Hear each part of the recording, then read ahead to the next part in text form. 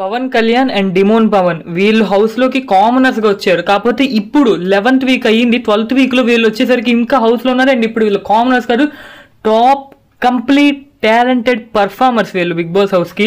ఒక కామనర్స్గా హౌస్లోకి అడుగు పెట్టారు.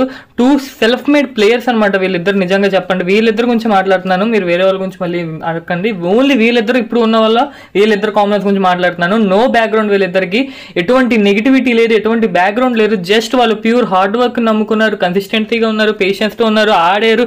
అగ్ని పరీక్ష లాంటి షోలో వాళ్ళు గెలిచారు. అండ్ బిగ్ బాస్ సీజన్ 9లోకి ఒక కామనర్స్గా ఎవరి జర్నీని వాళ్ళు మొదలు పెట్టారు.